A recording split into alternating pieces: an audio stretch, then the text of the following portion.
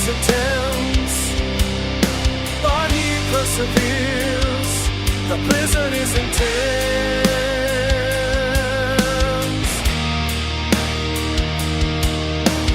Visibility is almost zero, but he keeps going, guided by his heart.